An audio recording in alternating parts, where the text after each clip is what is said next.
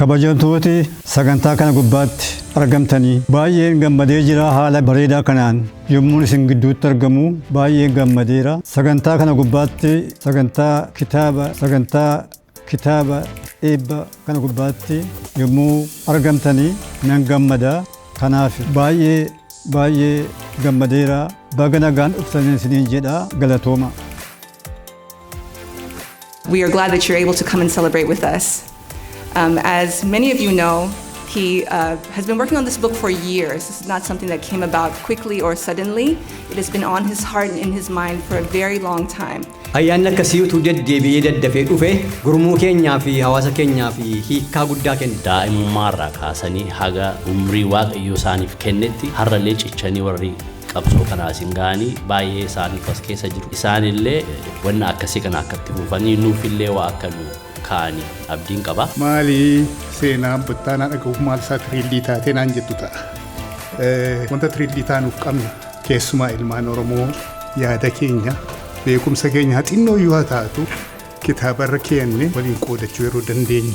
What makes it different yoo jettanii kanaafanani kana another feather in the crown in jedhan taayitilii kan biraan kenneef kitaaba Ittaanaatiif. Ijoollummaadhaa ka'ee hamma yoonaa kan jiru kan isaatu hin ta'in kan mataasaatu hin ta'in waa'ee mataasaa sinima garuu haala keessa darbe hundumaa cuunfee nutti hima. Kunoo gimbiidhaa ka'ee hamma Ameerikaa ga'utti waan jiru hin dhiisne.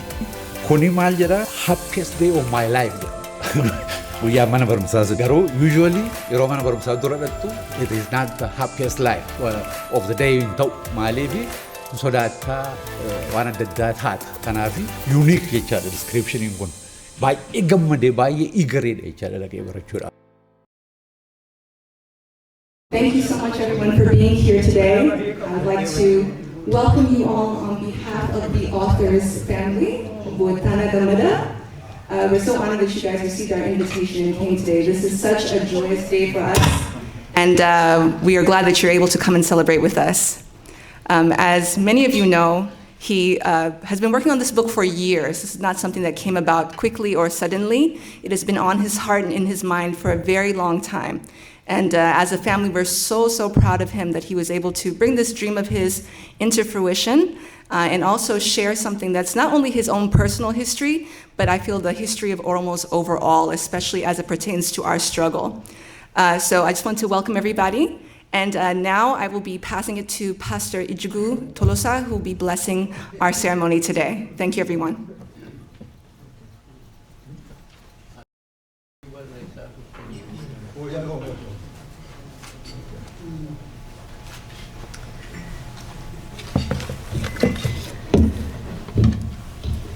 Attam jirtu.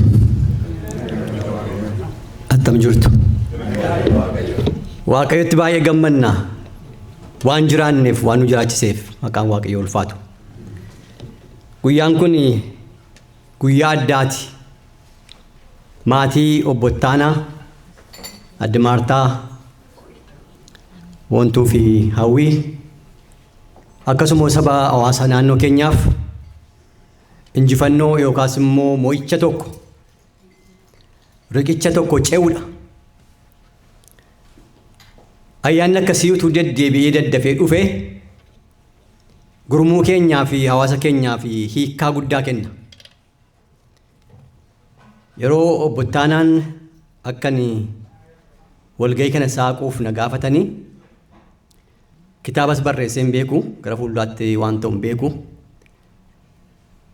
Eebbarrattis immoo dubbii godhee hin beeku. Garuu dubbichi nama harkisa akka dubbataniif gammachuu waan qabuuf wanti nuyi eegaa turre miixatee yeroo lafa qubatu keessumaa wal'aansoo qabaa turee fi hiikkaa guddaadha.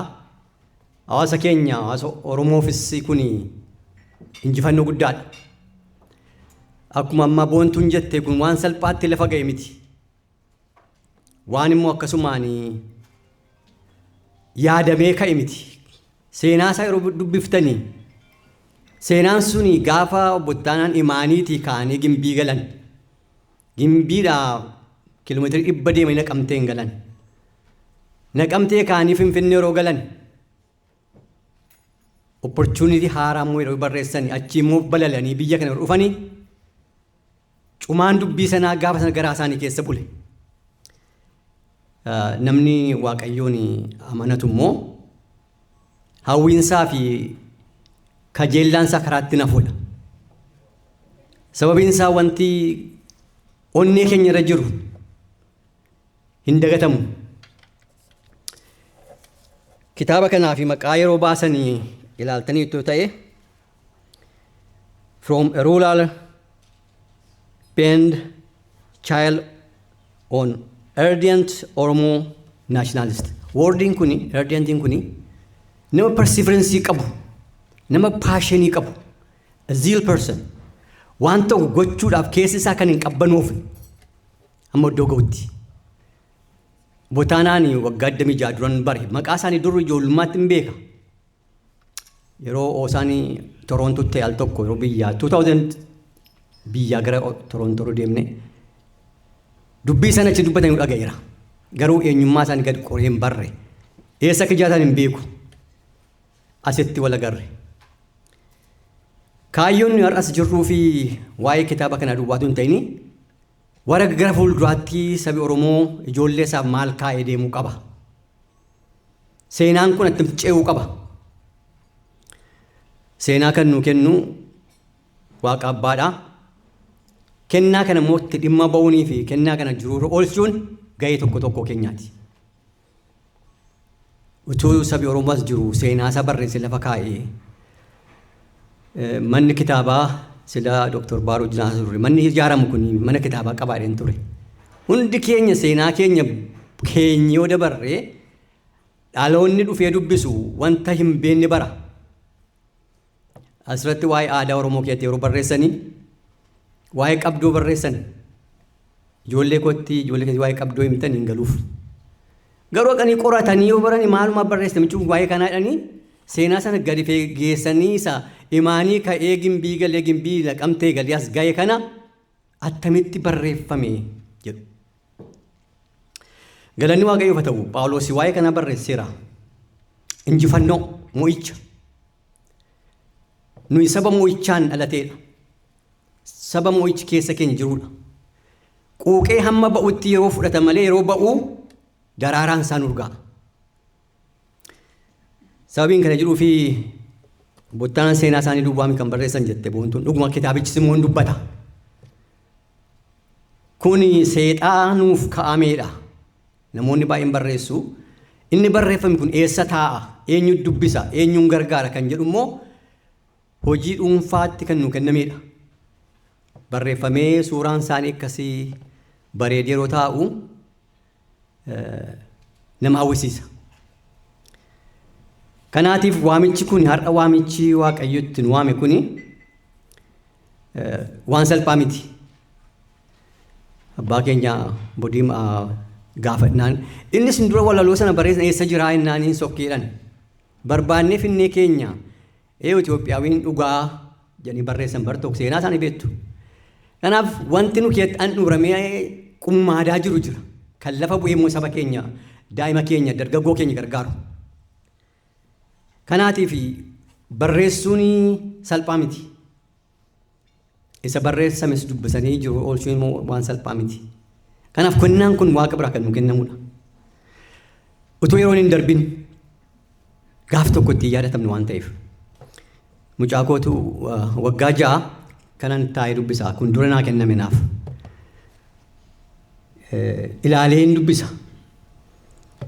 Matsaafaa kitaaba barreessuuf dubbiftaa jedhe. Lakkiin jedhe. Utuun du'ini kitaaba meeqa barreessisaa jedhe. Maal dirqama narra jiraannaan dirqama miti filannoodhaa jedhe. Kun filannoo keenya. Filannoon keenya immoo bu'aa qaba. Wantuni amma duraan dargaggummaatti ijoollummaatti of keessatti uurree yeroo lafa qabatu bu'aansaa hawaasa keenya yeroo biyya ormaa jirruu fi gahee guddaa qaba. Akka amantootaattis immoo akkuma kanaa. Ergaan nutti kenname nuufis waldaa keenyaafis saba keenyaafis jira. Ergaan kun wanta sababii tokko tokkoon haguugamee hacuucamee hafuu hin danda'a. Garuu akka isaan dubbatan sirratti erdiyantiin kun yookiin jiraate paashiniin ziila yookaas immoo hawwiin inni nama tuttuqu ambiishiniin sun yoo jiraate gaaf tokko karaan ittiin bombeen. Kanaaf seenaa qabna naannoo keenya laga keenya biyya keenya kan finnee dhufne utuu keenyeeti isamma bifa wal beennu caalaa wal nu barsiisa. Konnekshinii cimaa uumu. Kuni kaayyoo saba keenyaa kaayyoo akka amantaatti akka amantiitti yookaas immoo akka koominiitiitti hawaasa tokkootti waan baramuu danda'udha. Dirqama. Asteenyee kana farramannee fudhannee galuu ta'anii borii mucaan koo ilmi koo yookaas immoo ani utuu hin darbin maal hojjedheen darbaa. Mana kitaabaa isaa hojjetamuuf yoo keessa maal kaa'een darba jedhaa yaada. Waadaa gala jiru Dr. Baaruun hin ijaarraa jiru mana kitaaba guddaa. Achi keessa kaa'u duwwaatu hin ta'e immoo isa achi keessa dhaqee dubbisee ittiin jiru oolchu immoo uumuu handhuuruu jajjabeessuu. Kanaatiif Waaqayyo isaa bottaana gargaare fayyaa isaaniitti adeemsa isaaniitti bu'aa bahii isaan keessa ba'anii as ga'an imaaniitii hamma kana kutanii balalanii Waashington DC keessatti har'a kana maxxansuun waan salphaa miti. Waan kaleessaan xumurame yookaas immoo ulfaa'e miti. Yeroo baay'eedhaaf kan yaadamee ukkaamamee ture. Cumaa baay'ee qabna yookaas immoo hawwii baay'eetu jira. Hawwiin kun akkuma hawwii ta'etti akka gatatutu hin ta'in ija godhachuudhaaf waamicha qabna.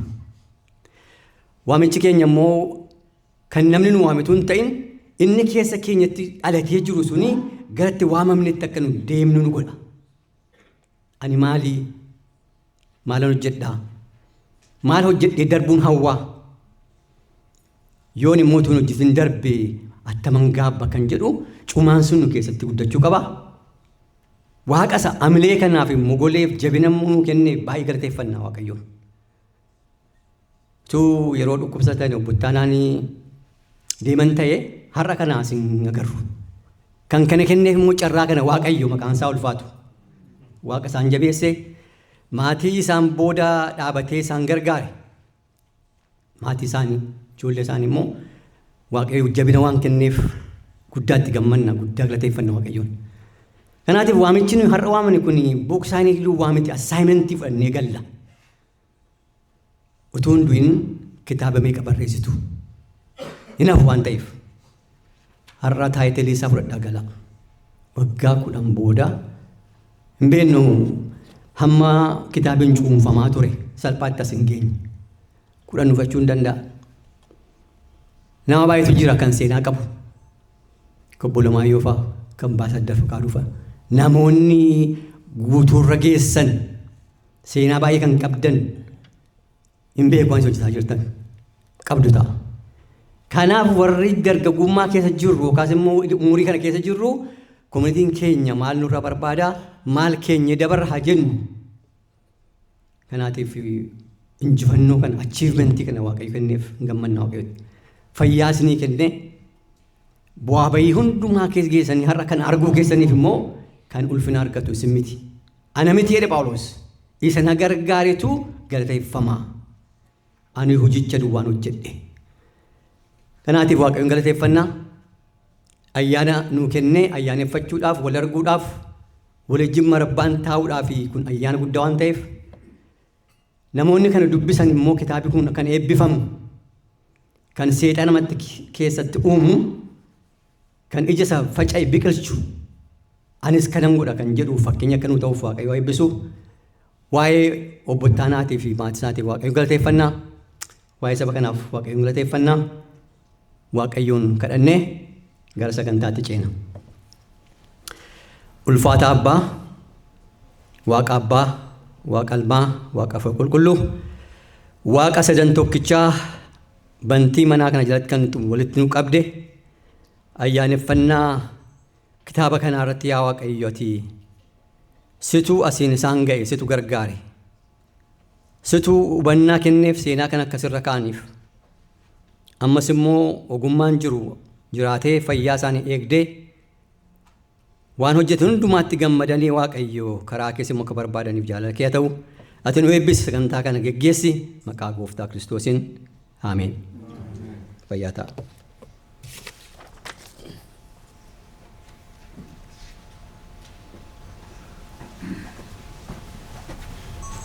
Galatomi Pastor Jigu. And now I would like to introduce to you our host and our MC for this evening.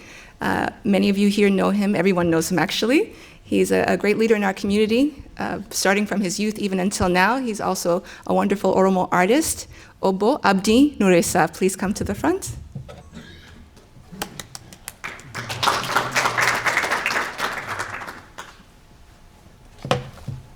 Thank you, Buntu.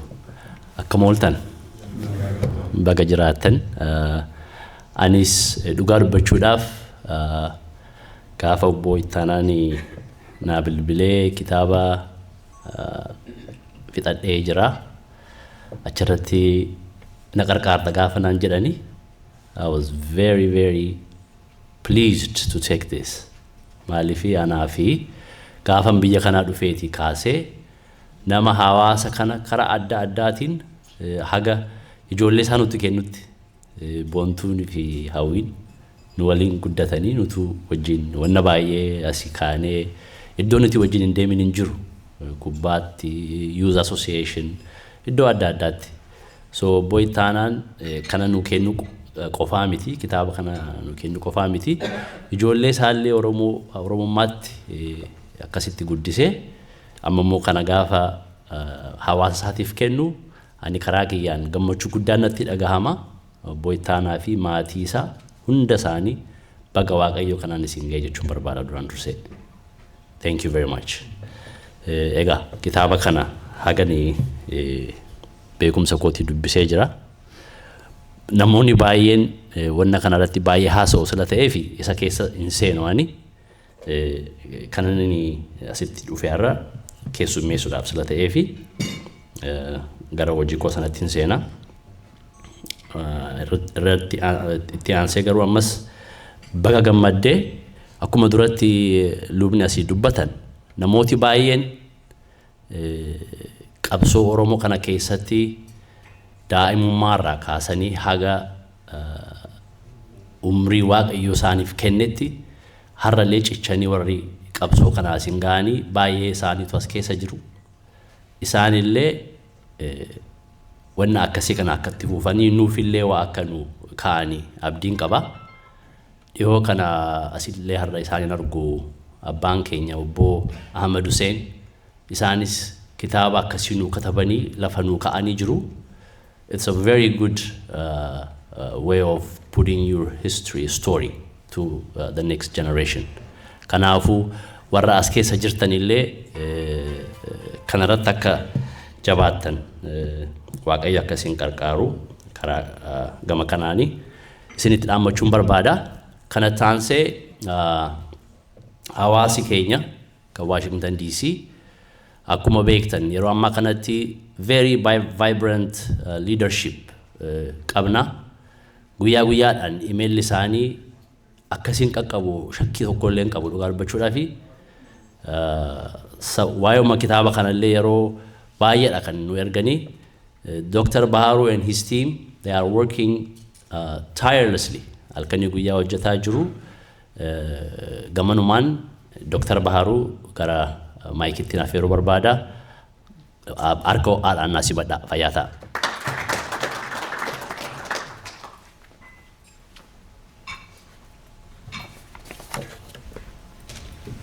Galatoomii Abdii. Hundumtuu baga nagaadhaan dhuftanii. Occasionally, I can just imagine hamma makkatti gammannu hamma makkatti garaan nu ciisaa jiru nan argaa ani karaa kootti I was thrilled I was excited to see another Oromo kennaa kana nu kennu isaatiif maali seenaa Ittaanaa dhagahuuf maal isaa tiriillii taatee naan jettu ta'a. Wanta tiriillii taanuuf qabna keessumaa ilmaan Oromoo yaada keenya beekumsa keenya xinnoo yoo taatu kitaabarra keenne waliin qoodachuu yeroo dandeenyu. What makes it different? Yoo jettanii ittan isinii dhufa. Kanaaf anani kana another feather in the crown in jedhan taayitilii kan biraan kenneefi. Kitaaba obbo Ittaanaatiif. It's another feather in the crown because very few of our people have had the privilege of putting something like that out there. Not because we don't have the brain, not because we don't have the ability to write, not because we don't have the competency, but intentionally, systematically, strategically, with unbelievable investment, akka nuyi quucarru warra barbaadutu nu quucarse. Kanaafiti we are excited now. Quruphee dallaa keessaa cabsitee baate yookaan jabbii balbala darbattee baate akkasumatti dhaga'amanaan dhugaa dubbachuudhaaf.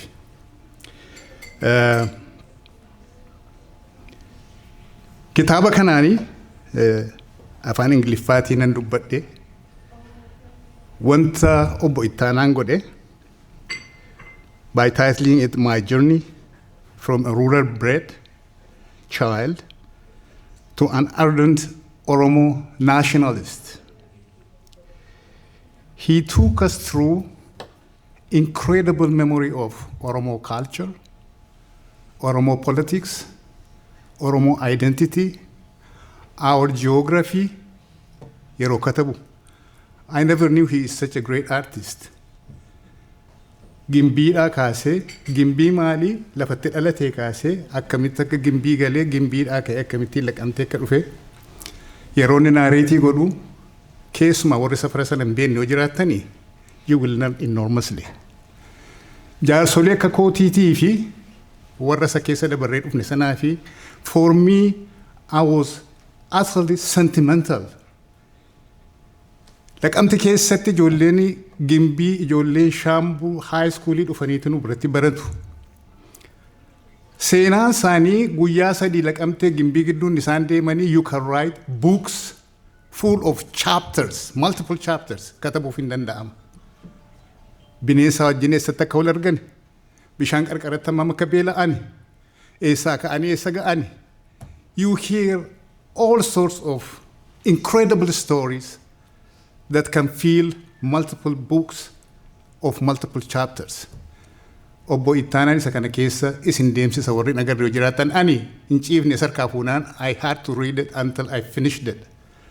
Because I'm particularly sentimentally attached to what he was telling me. I happen to know the places, I happen to know the culture. Aadaa sanan yaadadha abidda bira teenye isa haasofnu sana keessa naa deddeebi'a. So these are things that you will learn. But in nutshell, wanta bu'aa gurguddaa lamadhaan kanan arge kitaaba Ittaanaa keessatti. Probably something that I could have seen also in other Oromo written books. Inni tokkoffaa inni jalqabaadha. Kana katabuudhaanii inniif warra akka isaatii waan akkasii nuu kataban kuni they proved to me and to many of us who have been made convinced and persuaded that we are not capable of doing anything writing, they proved it the universal truth.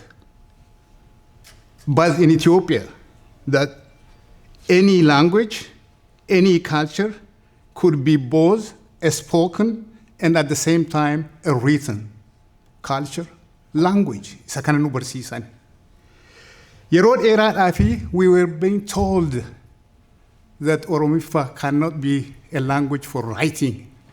Oromos cannot write literally. Yeroo afaan Oromootiin hin katabu nu jedhani Oromoon hin katabu jechuudha in nutshell. Isa kana miirrii kana cabsani. Really that is the bigger picture that I see when an Oromo writes a book.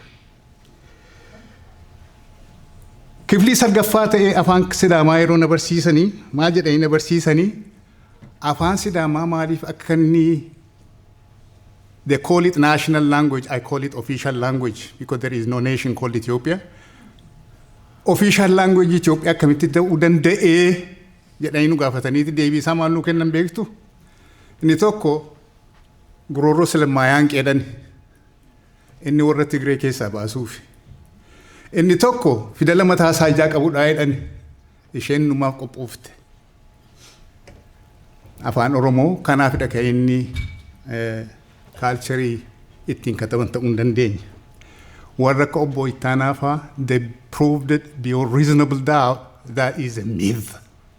Any language can be spoken, with any language it can be written, and they proved it over and over again.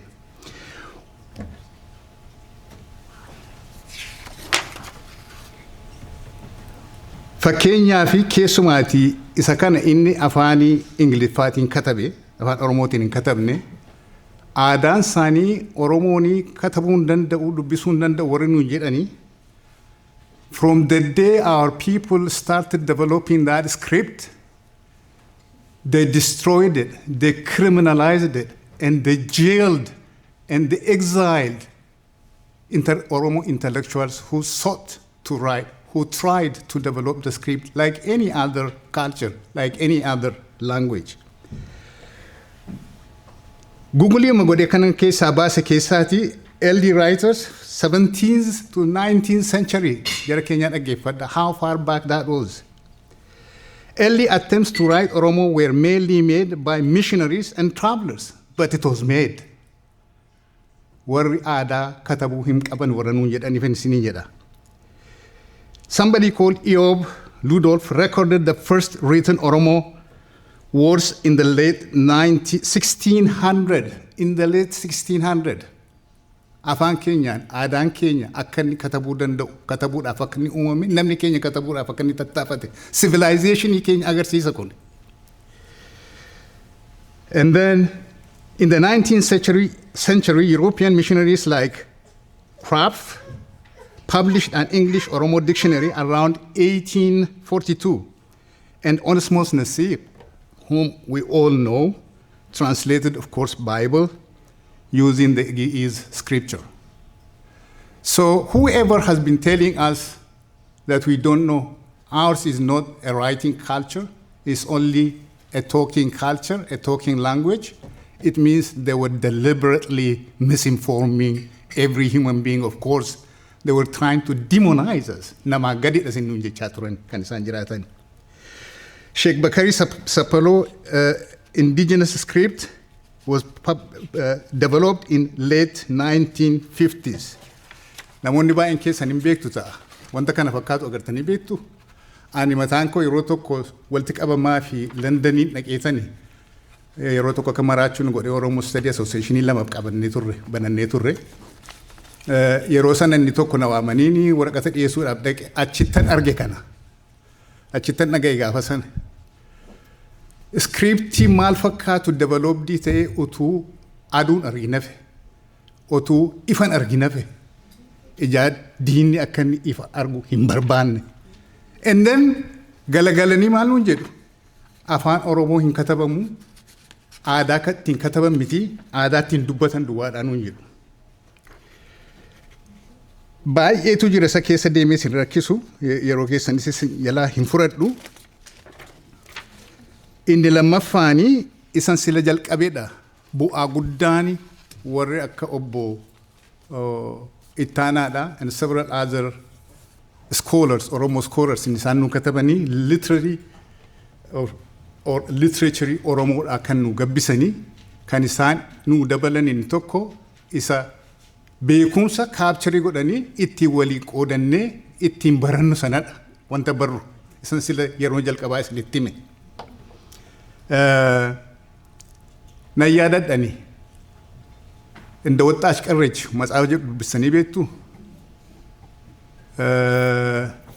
ፍቅር እስከ መቃብር ወንተ ሄዱ የሮን አፋን ሲዳማ በረታ ቱሬ ከነነ በርሲሱ አቺ ከሰት ማላን በረዳ አዳና ማን በረዳ አካታስቲን ወልፉዳን ወሊከን ኦርማን በረዳ ኛሳ ሳኛተኒን በረዳ መቃሳኒን በረዳ ቢየሳኒ መቃሳ በረዳ መቃ ኦሮሞ ተኮች ከሰን አርጉ ለፈ ኦሮሞች ከሰ ተኮን አርጉ ዋይ ኬኛ ወንት ንዱበት ወንተ ተኮች ከሰን ጅሩ ኢሳኒቲ ቤኩም ሰበር አፋን በረዳ ነይሳን ደበርሲሳ ጅራተን so warri amma kitaaba keenya nu katabu tika ikuni afaan keenya warri nu katabenu kennu kuni Hagalatomani warri qubeedhanii uumaniitti nu barsiisaa jiranii in less than 50 years hammam akkanni revolutionii guddaa fide hunduma keenyatti wajjiniin witnessii gochaa jirra. Just imagine if we had that like everybody else through a natural development.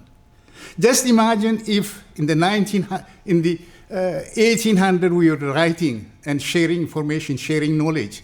If we were able to read and understand in our own language, where could we have been by now? Isa kanadha kan beekun nurra jiru, isa kanadha kan warra kabbo ittaanaa galateeffachuun nurra jiru. As deebi'een tan famasi obbo Ittaanaa dhiifam guddaa naa godhu Ittaanaa. Warra kabbo ittaanaa faa kan isaan matsaafan kataban kana kan nuti gammannu isa knowledge sana ittiin walitti dabarsinu sanadha. Aadaa keessumaa culture baay'ee yaadadhe nan bare jechuudhaaf illee xinnoo isheen rakkisaa. Ani obbo Ittaanaan yeroo kuma tokko keessa jiraanne naannoo tokko keessa jiraanne the proximity makes many of the but mana isaa keessatti naannoo isaa keessatti culture guddaa xinnoo ishee addummaa qabus bara dheerachi keessaati inni kaan garuu isa sana na yaadachiise jala bultii isa deemani lafa sirbaatti maal akka ta'aa ture karaara yeroo deemnu maal akka ta'aa ture karaa hammamii akka deemnu barumsa barbaachuudhaaf kun hundumtuu beekumsa guddaa keessumaati generationi ammaa fi gara fuulduraatti ilaalee irraa qayyabachuu danda'udha. Isa kanadha kan galata guddaa kan kennuufi nurra jiru warra kabbo Ittaanaa yeroo isaa fudhate kana katabeef. Ani kan hin dhaladhe naannoo Finfinneetti garuu waa'ee Wallagga the picture was given to me by Obbo Ittaanaa. His journey it was amazing. Achi wanni tokko as keessa akkana akka Oromootiin fudhadhe tokko maali? Erga adeemsa ijoollummaadhaa kaasee haga Finfinnee gaheet hospitaala keessa yeroo hojjetaa ture sanatti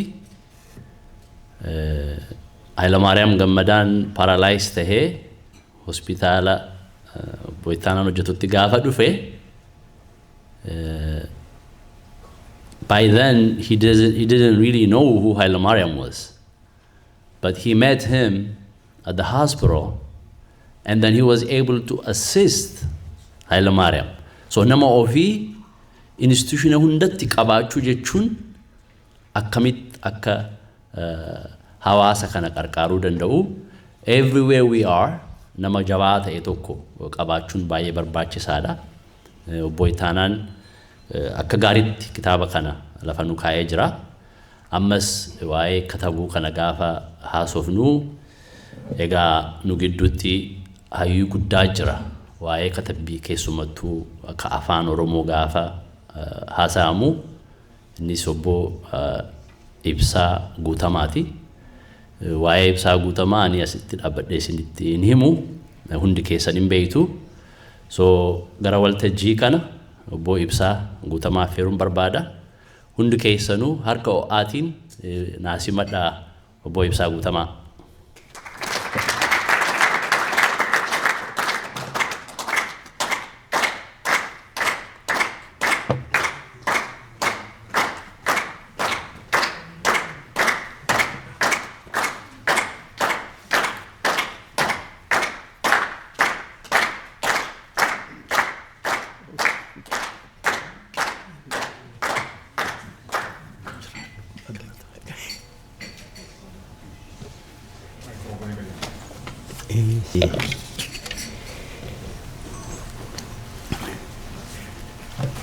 Attam jirtu.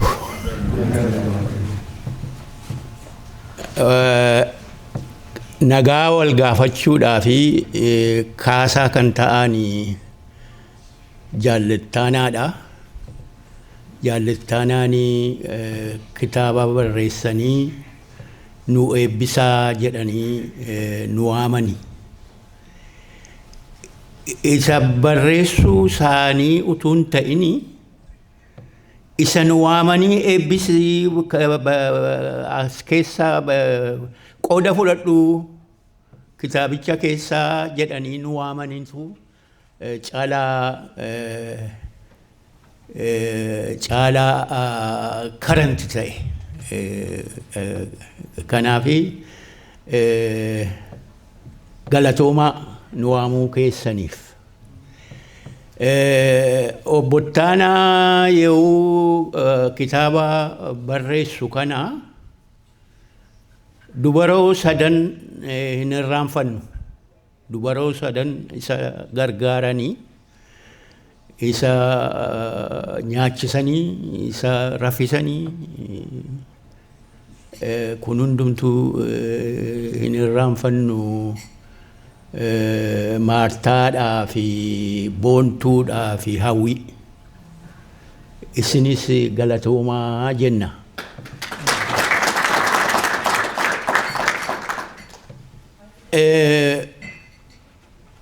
Utuun irraanfatin waan jedhame kana keessaa waa'ee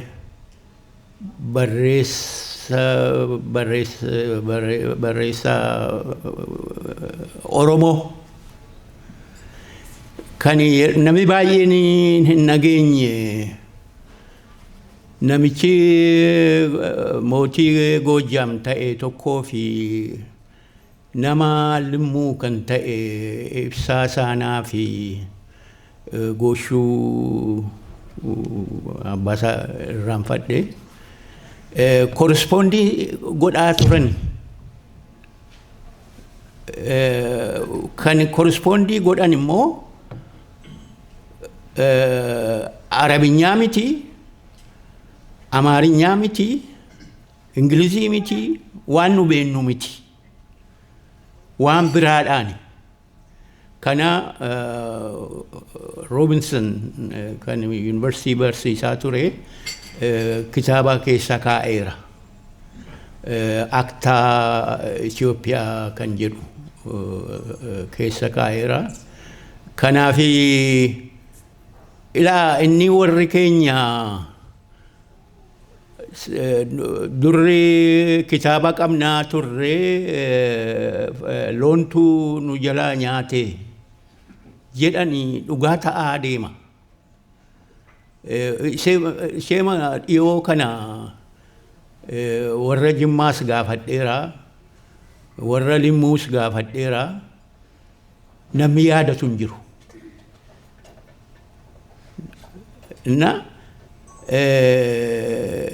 Kanaafi scriptii qabnaa jechuudhumaa fi kan inni kana kaasee utuun irraanfatin waan biraatti darbuu caalaa. Yeroo waa'ee obbo Ittaanaatti dhufnu Ittaanaa jaala kooti. Obboleessa kooti. Kanaafi yeroo isatti dhufnu nama sochii bilisummaa Oromoo calqabee utuu hin daddaaqin kaayyoo ganamaatti cichee hanga yoonaa nama turedha. Kana namni baay'een hin beeku. Maaliifi warra hiriyaasaa daasporaa jiran malee sochii inni asii fi hawaasaa fi malbulchaa fi godhe na argaan jedhu. Ofuma hojjeta. Na argaadhaaf utuu hin ta'in ofuma hojjeta. Kanaafi namooti dhiyeenya dhufanii hin beekan ta'a. Warri hiriyaasaa yoo jiraatanii beeku ta'a. Inni kan biyyaa ba'e utuu dargiin hin dhufini. Kanaafi warri xinnoo ijoollummaa qabdan hin beektan ta'a. Encyclopedia keessan waan ta'eefi waa'ee biyya kanatti diasporaan qabsoo Oromoof godhe isa gaafachuu dandeessu. Utuu aduun hin dhiin gaafachuu irraa baruu dandeessu. Kitaabisaa gar tokko sanaati. Gumaa tokko inni mataansaa yoo waan beekuu fi hunda miti kan waan muuxatee hunda miti kan inni lafa kaa'ee danda'e. Isa inni mataansaa waan jiruu fi isarraa baruu dandeessu jechuudha. Egaa haasaa isinitti hin baay'isu. Namni du'uun oolu du'uurraa hin hafu. Garuu muuxannoo isaatii fi beekumsa isaa yoo lafa kaa'e yoo barreesse bara baraan turaa isaa wajjin hin awwaalamuu jechuudha. Kanaafi inni sila paastoris jedhanii inni isa booddees jedhame hundumti keessanii itti yaadanii yoo muuxannoo keessan walitti qabame seenaa Oromoo ta'a. Seenaa cuunfaansa seenaa Oromoo ta'a. Kanaafi utuu yaadi keessanii waan beektanii isin wajjin hin awwaalamin dafaa lafa kaa'aa jechuu kooti. Egaa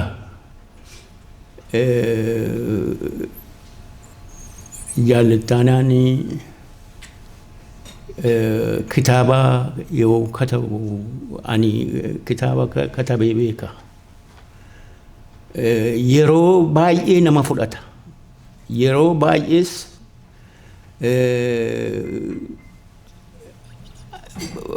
abdii nama kutachiisa. Fixuun xumuruun. Kanaafi muuxannoo koorraa ka'ee baga jala baatee bagarraa hantee hin jedhaanii. Kanaafi kitaabisaa akkuma namooti adda addaa dubbatanii boontuunis dubbatte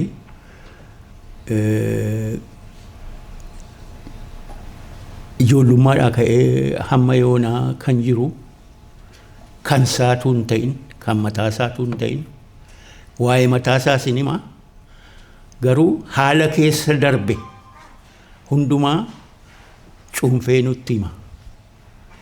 Kunno gimbiidhaa ka'ee hamma Ameerikaa ga'utti waan jiru hin dhiisne.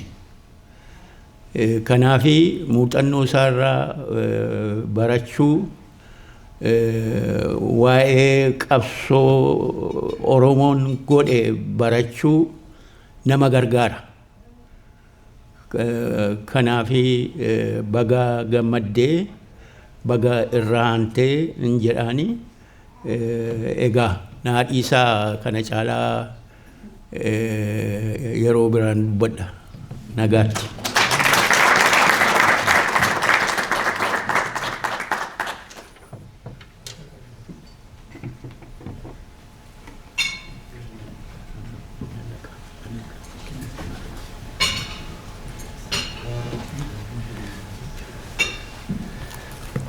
Obbo Ibsaan jabaa koo jiraadha dhiisinaan jedhe mee harka dhaafi ammallee please. Thank you. Dhugaa dubbachuuf warra DMV jirru kuni baay'ee carra qabeessadha. Jaroonni kuni warra as keessa argitan baay'een isaanii osoo ani hin dhalatin dura warra waa'ee Oromoo qabsoo Oromoo warra calqabeedha. Eenyummaa isaanii nuti nama aadaa, seenaa, afaan, duudhaa qabna. Kanaafuu namaa gadiin taanuu jedhanii ka'anii dungoo sana qabsiisanii har'as immoo nuti akkasitti dhaabbannee isaan gaafa arginu kuni carraa qabeessa ta'uudha dhugaa dubbachuudhaaf. Ammallee irra deebi'ee warra as keessa jirtan osoo akka nama dhuunfaatti manni keessan hundi guutee osoo jiru garuu immoo akka namaatti nutis nama eenyu gadii miti namni akka keenyaa kun nun gabroomsu afaan aadaa qabna jettanii warri hawaasa guddaa kanaaf warri qabsooftan hundi keessanuu ammas fayyaa ta'a galatoomaa jechuun barbaada. Nu jiraadha. Egaa kanatti aansinee ammas silaa keessummoonni biraallee hin jiru karaa zuumitiin ammaaf warra mana keessa jiru keessummeessinaa. Kanatti aanee obbo Daani'eel Disaasatu gara kana dhufee waa'ee kitaaba kana xiqqoo nu hima. Obbo Daani'eelis warra ani gaafa DC dhufuu kana hawaasa Oromoo community kanarraa warra hin hafne warra yeroo hunda galma guutee nama mul'atuudha. Mee harka dhaafi obbo Daani'eeliif illee.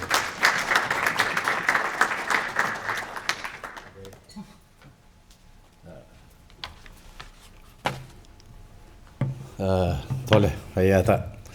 Obbo Ittaanaa gammaddee jaallattaan. Maqaan koo Daani'eel baay'ee nan beeku ofaan itti malee. Dhugaadha anis egaa kitaaba kana dubbiseera. Namni baay'een dubbateera. Hirraanan dubbadha kitaaba sanarraa waa xiqqoo. Isa dura obbo Ittaanaa baran biyyaana dhufe dura Ohaayoon dhufeenii qophii tokkotu as DC jira jennaan ani obbo Ittaanaa hin beeku garuu tikeetii naa ergeeti as na fide. So yeroon dhufu isatu na fuudhee hin beeku wal hin beennu eessaa argatte jennaan nan argadhee manatti hin himne eessaa akka argate natti hin himne. So mana isaa qubadheen walgahii kana dhaqe. Walgahii dhaqeen walgahii Oromootii osoo akkuma argitan kana so sanaan wal barree nama kana gaafa sin baree jechuudha. Yeroon baree kana wajjin haasa'e yeroon wajjin haasa'u nama sabboonaa ta'u yeroo sanatti fagoollee yoo ta'u baate nama sabboonaa argattee Ameerikaa keessatti wajjin haasa'u waan guddaadha. So deep waan akka inni qabu bare. Isa caalaa nama akkasitti principled ta'e seenaa sabboonaa ta'uun nama dhibu yeroo baay'ee waan Oromummaa sitti himnaan nama jabaatta garuu principled ta'uun immoo adda. Nama irra dhaabbatu ta'uun immoo adda. Sana booddee yeroo baay'ee hamma ammaatti wajjin hojjedhe nama principled ta'e nama torbaanitti ji'atti waggaatti hin geddaramne. Waan itti amanu basic waan ta'e waan hundeerra dhaabbate waan structured ta'e qaba. Akka namaatti guyyaa tokkicha isaa waan biraatti davertii godhu yookaan immoo danda'ee waan biraa haasa'u hin argine takka. Simply waan kanarratti gadi fageenyaan waa'ee uummata keenyaa gadi fageenya waan biraa amma isaa argee waan biraa haasa'ee hin beekun haadhuman. Waa'ee namni socially waan haasa'u qabaa garuu jaallatana biratti waan biraa haasa'uun hin danda'amu kanarraa achitti har'a akkamitti jira namni waan saba keenyaa waan ganda keenyaa waan jedha. Kana haasofna yeroo baay'ee kanaaf akka inni nama principled ta'een gaafa sana baree galee jechaadha. Sana booddee dhaaba siyaasaa tokko keessatti wajjin hojjedhe waanuma nama jedhu kanarra dhaabbadheen wajjin hojjedhe jechaadha. Nam bare deep nama akkamii akka ta'e jechuudha. Kitaaba kana akkuma namoonni jedhan dubbiseera. Anis dubbisee ilaaleera turee ergan dubbisee iyyuu wanta addaa wanta namoonni keenya ammaan dura barreessan irraa kan impression godhe waa sadii. Inni tokkoffaani baay'ee descriptiveedha akkuma ilaalta akkuma dhageessanii baay'ee descriptiveedha. Imaaniitii ka'ee imaaniin ganna isaati Gimbii, Naqamte. Even maayilii fayyinuu adda baasee sitti himuu danda'a. Ollaa baruufaa dhaabbannee fayyada. So warra ijoollee baadiyyaatti guddate fayyii fi baay'ee nostalgic waan ta'eera waan fida. Yaadannoo nama keessatti uuma jechaadha. Inni tokkoffaan egaa descriptionii fa'aa akkamitti akka namni anamma yoo ka'ee ganda kooti ka'ee mana barumsaa dhaqee yoo yaadadhe yoo researchii wayii godhe malee yaadadhe yaadu akkasitti garuu very descriptive. Inni hima bakka ka'ee bakka dhaqee kana an impressina godhe tokko. Lammaffaan immoo easy readable amma namni afaan isaa second language ta'e yeroo hundaa yeroo barreessu vocabulary jajjabaa itti dhimma ba'a miti. Kitaaba kana yeroo hin dubbise dictionary ni ilaalle. Usually namni Oromoo yeroo barreessu nama Oromoo duwwaa miti namni second language dhaan barreessu vocabulary jajjabduu keessa buusa waan gochuudhaaf learned language waan ta'eef. Isa kana ni ilaalle maaliif akkuma conversational akka namatti dubbatuutti wanta barreeffamee fi dubbii fakkaata malee wannoon fakkeenya tokkoon kaasa si'a tokko mana barumsaa yeroo hin jiru waan Oromoo kana profeesariin tokko baruu waan barbaaduufan kitaaba kenneef. Kitaaba tokko fixee meenaa dabalee jedhan biraa.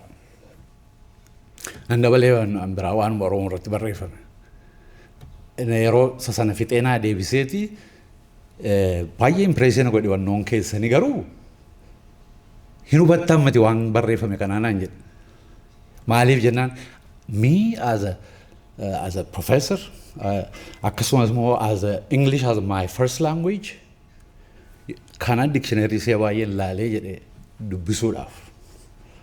Jennaan egaa kun afaan learned afaan yeroo ta'u namni vocabulary jajjabaatti dhimma ba'a jennaan ani yaaddoon koo uummanni kee understanding godhaadhaa jedhe.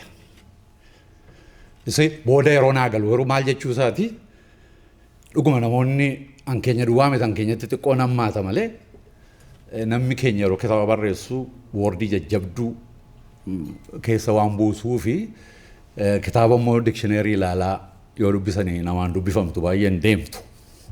Kanaafi kun yeroo dubbisu flown sa baay'ee gaarii waan ta'eef utuu dictionary ilaalin keessa ba'uu danda'ama. And wanti isaa immoo namaa gala. Fakkeenyaa fi waan biraan descriptive ta'uu isaarraa kan na dhibu mana barumsaa obbo Jaallataanaan ofiin gale. Ofiin galuu jechuun kun anaaf haaraadha. Nama dhaqee mana barumsaan gala jedhu ijoollee xinnoo dhaga'een beeku. Anamma uleedhaan hin dhaqe malee dhaqeen nan baradha jedheen dhaqii jedhamneeti yoo diddee yoo haafte nutumanii faan nu ergu malee hafuun hin jiru. Obbo Ittaanaan garuu akka mana barumsaa jiru dhaga'ee gimbii dhaqee manni barumsaa jirattiin jedhanii hiriyaasaa wajjin manni barumsaa tokko kunoo walootti banamteertii jedhanii waloo guyyaa gaafa dafinoo dhaqanii nuyis barachuu barbaannaa jedhee jedha. Yeroo kana borkottaa ittiin jedhee namtichi inni daarakteeras barsiisaadhas namtichi. Yeroo sana borumtii isaa ammas ofiisaatiin ka'ee dhaqe warra isaa geesse maal miti ofiisaatiin ka'ee dhaqe jecha. Yeroo dhaqu ol seenee jedhanii kuni maal jedha happiest day of my life jedha. Guyyaa mana barumsaa sun. Garuu usually yeroo mana barumsaa dura dhattu it is not the happiest life of the day hin ta'u maaliif sodaattaa waan adda addaa taata. Kanaafi unique jechaadha descriptioniin kun. Baay'ee gammadee baay'ee eagereedha jechaadha dhaqee barachuudhaaf. Ani yeroon ofii kootti fidugaa in fact gaafan dura dhaqu sana naasuunsaa maaluunsaa tokkoffaa immoo wanta biraanis kan jiru afaan ittiin isaan barsiisanis hin dhageenyu. Inni mataan isaa haraasmantii guguddaa qaba.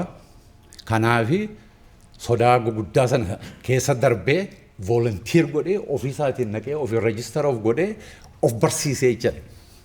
Sana keessa descriptioniin biraan jiru isa akkamitti achii baay'ee waan sana erga xiqqoo amma 3-4tti baratee booda achumatti immoo hojii imagine yeroo sanatti kutaa 4faa 3faas geenyaani deebitee immoo waa hojjechuu sin dandeessa. dhuguma standardiin isaas haay haa ta'u garuu amma hin goonu kana amma gochuu hin dandeenye. Egaa descriptioniin sana keessa jiru waan guddaan gadi fagoon asirraa bahee akkamitti in fact wannoo kan naqee imaaniitii kan yeroo gimbii dhaqu gimbii yeroo dhaqu suuqii kan hojjetu namni suuqiitii waa gurguru araba duwwaa. Araba sanarraa kophee bitatee gala.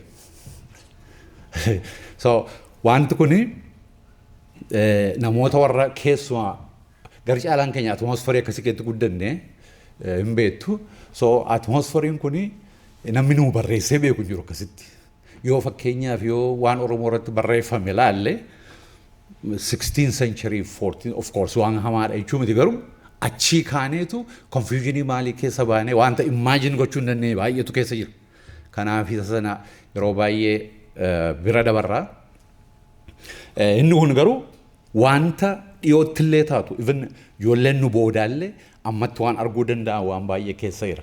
Kanaaf Oromoon nama yeroo baay'ee barreessuu calqabu namni baay'een barreessaa jira. Autobiography haa ta'u it's okay. Amma kun gara jaalasa waa'ee isaa miti.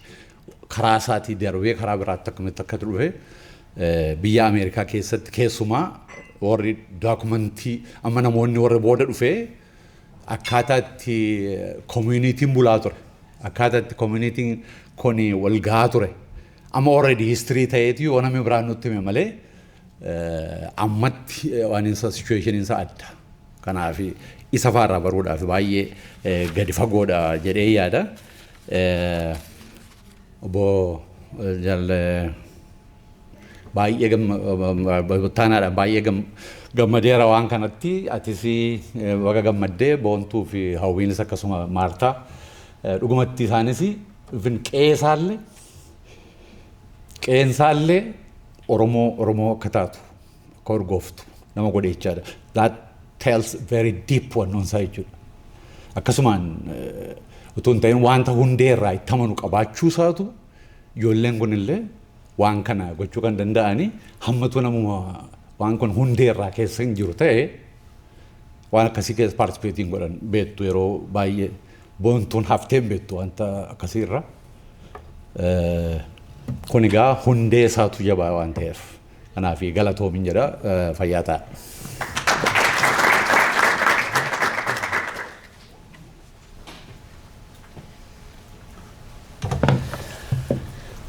Atillee fayyaa ta'e obbo Daani'el ammas wanni ati jette baay'een isaa akkuma duratti jechaa ture gaafa kitaaba kana dubbisu anillee obbo Ittaanaatti dheengadda himaan ture. Doktari Gammachuu Magarsaatu dhiyootti dhageessanii jirtu ta'a. Maqaan Oromoo si'anaa hundaa ol maalii ol firaa ol wanna jira miti like wanna fakkeessanii kan kaasantu baay'ee jira. Kitaaba kana keessatti very interesting maqoota Oromoo durii baay'eetu as keessa jira. Akkuma duratti jedhamaa ture. Gandaa kaasee aadaa maqaa eenyummaa wanna baay'ee ani amma mucaa Finfinnee ta'us baadiyyaa gaafan deemu baadiyyaa sana keessatti wanni baay'ee argaa guddadheetu very similar wanna as keessa jiru.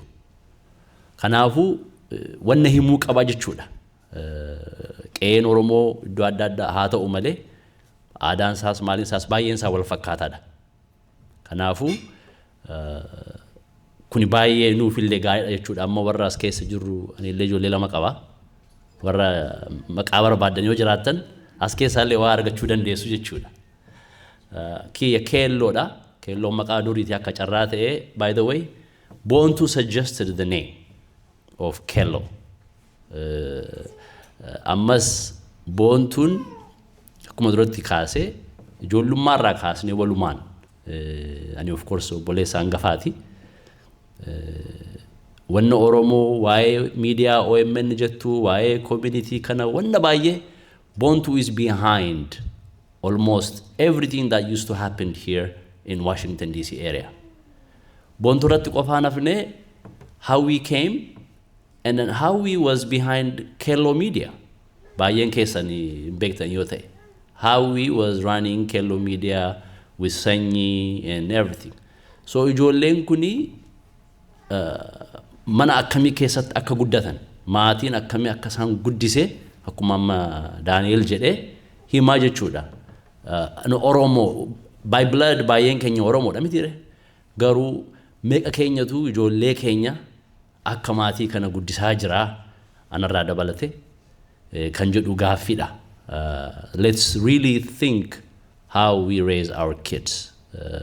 Hawaasni kuni yeroo baay'ee keessumattuu dhiyoo kana namoota tokko tokko wajjin gaafa converse godhu jarri kun fidanii qabsoo kana hawaasa kana ijaaranii asiin ga'anii ijoolleen koo dhufanii amma as jiru garuu gaafa kolleejii seenanii hojii qabatanii gaafa deemanii ijoolleen keenya gara hawaasa keenyatti dhufanii. What is it? You have to connect. Maaliif amma ijoolleen kun barataniiru, they are professionals, financially they are very strong. So yeroo ma ijoollee qofaa fidnee as agarsiifnee achi booddee kolleejii gaafa darbanii achumaan deemu moo how are they going to continue the work that hayyoonni keenya hojjetan kana? Anaafis baay'een keenyaaf kuni morkiidha. Egaa baay'ee naasa'u amma hojiin koo host gochuudha aslatee fi gara sattin deebi'a. Guyyaan har'aa kun ammas guyyaa baay'ee anaafis guyyaa gammachuudha. Maatii kanaaf ani kabaja guddaa fi jaalala guddaan qaba.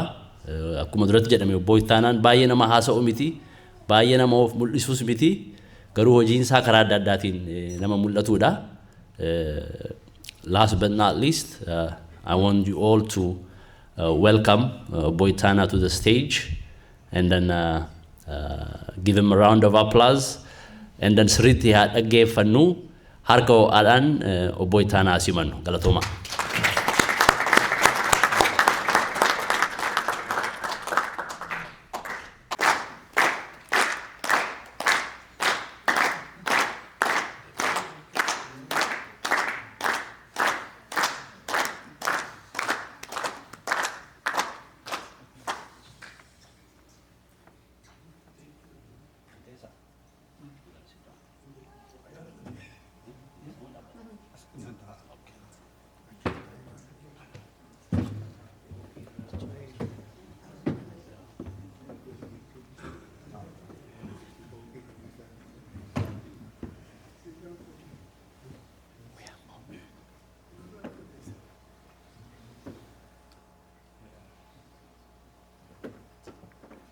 Kabajamtoota miseensa hawaasa Oromoo community, kabajamtoota asitti argamtan sagantaa kanaa fi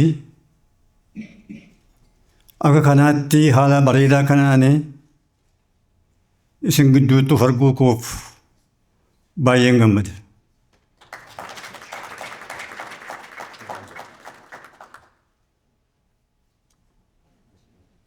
Amma yeroo ammaa kana jalqabatti kanan jechuu barbaadu warra yommuu ani kitaaba kana jalqabee qabee hundi keessan warri na jajjabeessitan warri hamilee naa laattan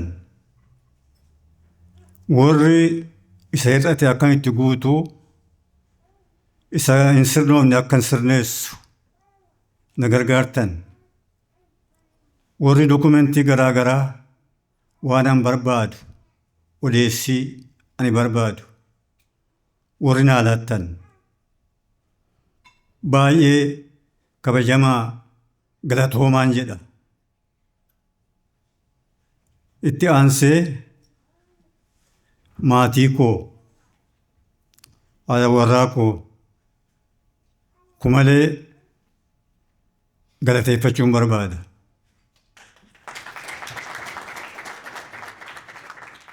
Kitaaba kanan jalqabee gorsa isheenan jalqabee gorsa isheenan xumure. Gaaf tokko utuu haasofnu maal naan jettee yeroo hundaa kanan godhee kana goone jettee hoduu odeessuu dhiisi waa barreessi lafa kaa'inaan jette. Kunoo waa barreessee lafa kaa'eeraa gammadi.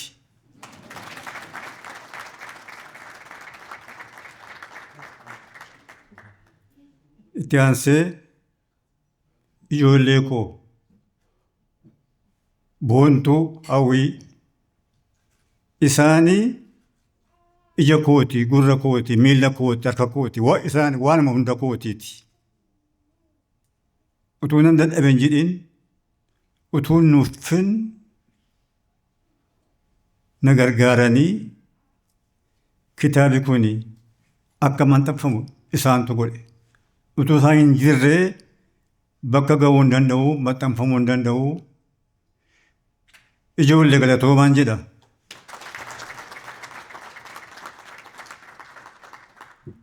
Kitaaba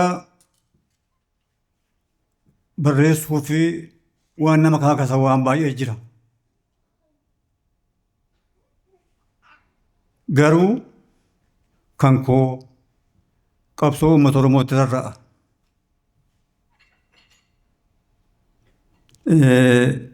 Kitaaba kana akkanitti yaadetti jalqabaa fi qabsoo uummata Oromoo hordofaan ture. Garuu yeroo qabsoo waa'ee Macaatuu Lamaa dhaga'an ture, ittan siqee yeroo sana ani karaa koo hamma danda'u sochii lafa jalaan waa gumaachuu yaaleen ture. Garuu ifatti qabsootti kanan seenee biyya kana Ameerikaa dhufeetan. Biyya kana Ameerikaa akkan dhufeenii ijoolleen Oromoo Ameerikaa keessa baratan barattooti tokkummaa barattoota Oromoo Ameerikaa kaabaa jedhanii of ijaaranii maqaa kanaan lafa kaawwatan ni qabsoo eegalan. Kaayyoon isaanii inni duraa seenaaf qabsoo Oromoodhaa addunyaatti barsiisuuf ture. Inni lammaffaadhaa fira horachuu ture. Inni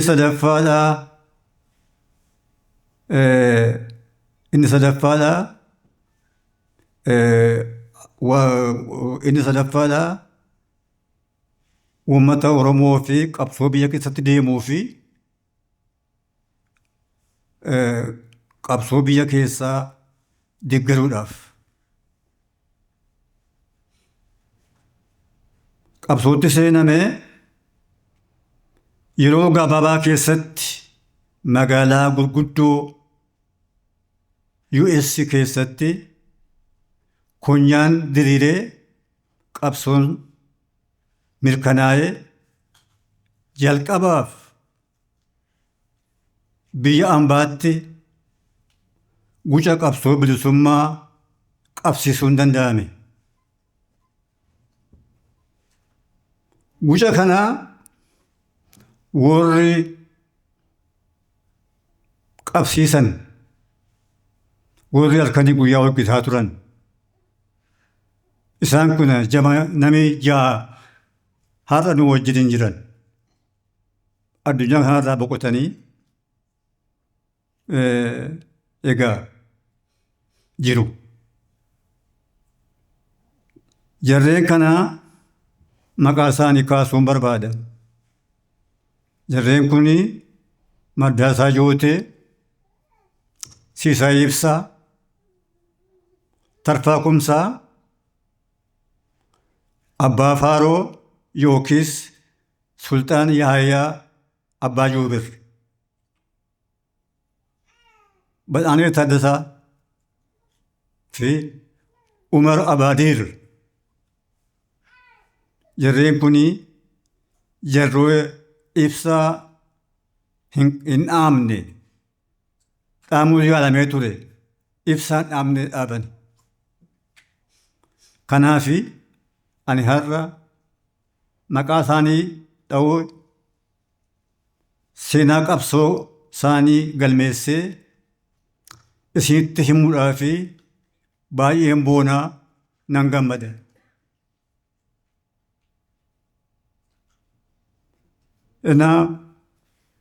Garuu kitaaba barreessuuf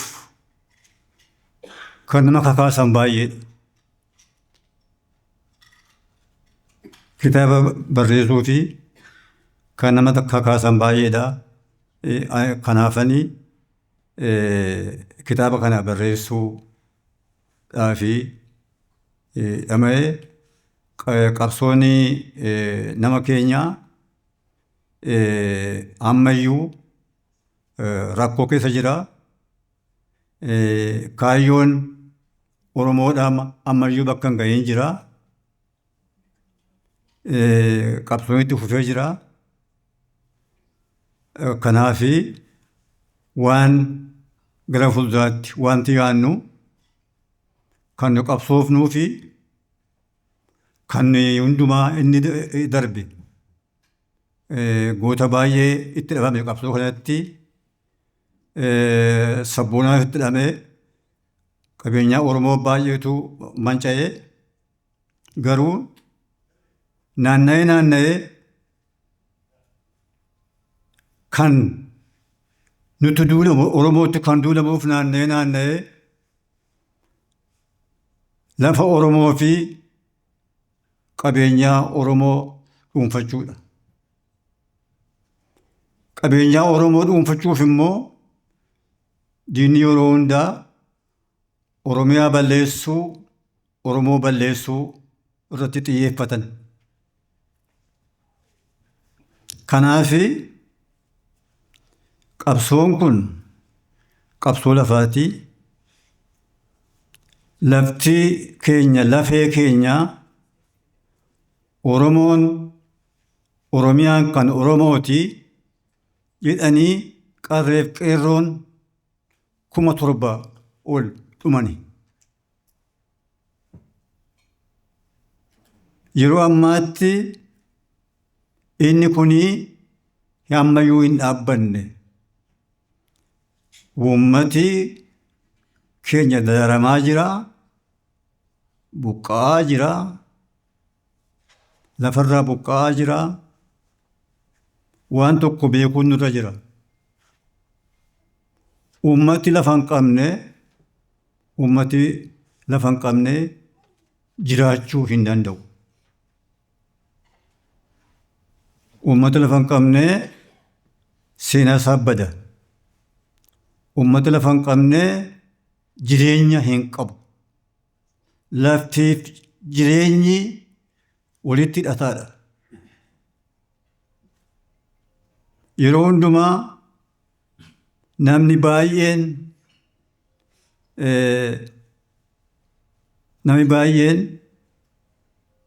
hin yaadatanii biyya qabaachuun maal qabaachuu akka ta'e, biyya qabaachuun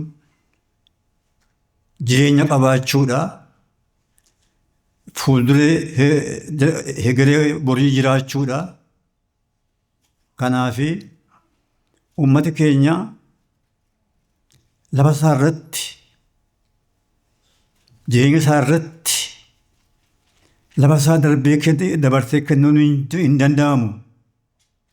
Kanaafi waa'ee lafaa, waa'ee sabaa, waa'ee uummata kanaa gad fageessinee yaaduu qabna.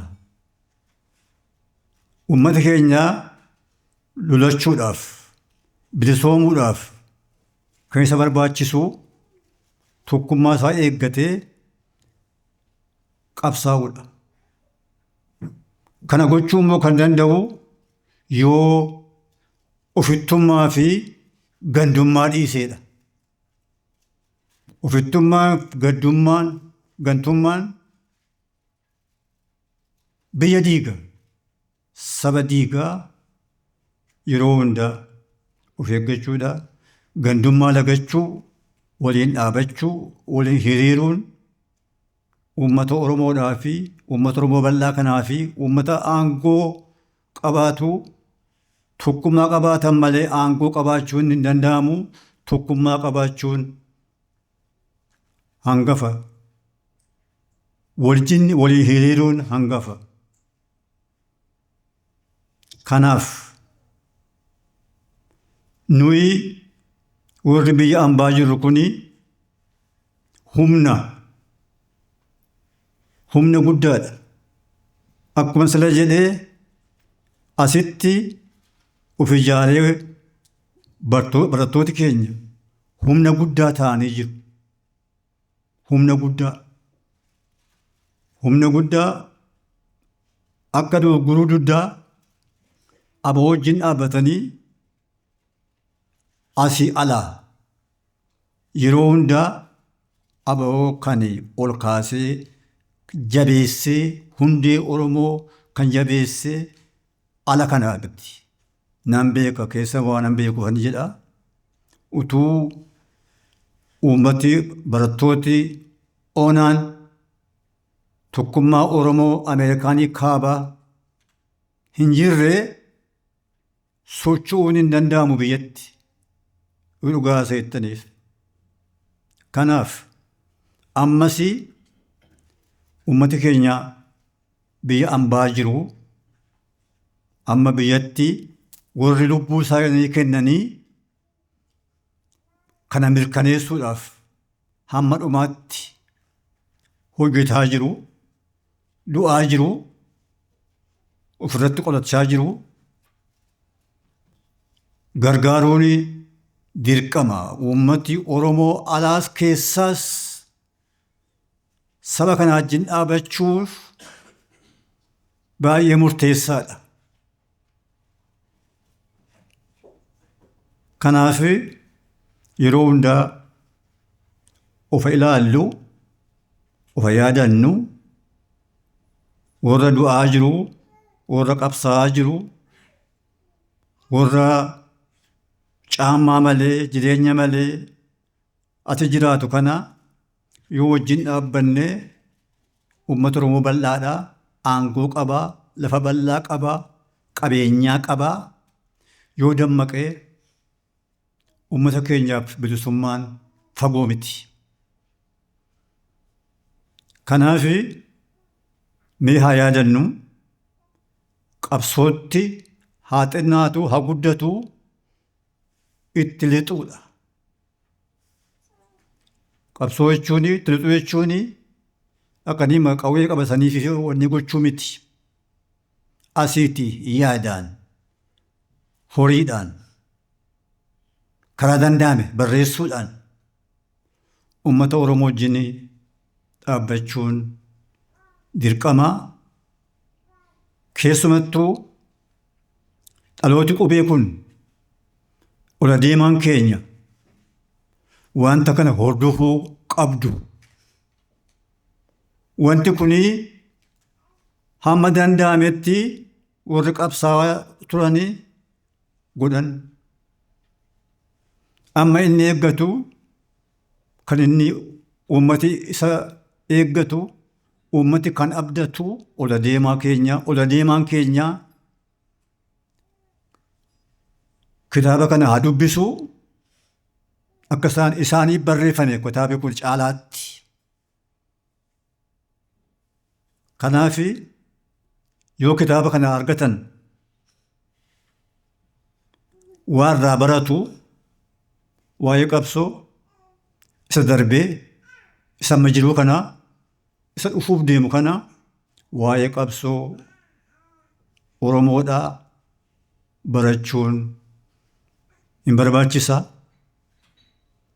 qabsoo deeggaruun hin barbaachisaa.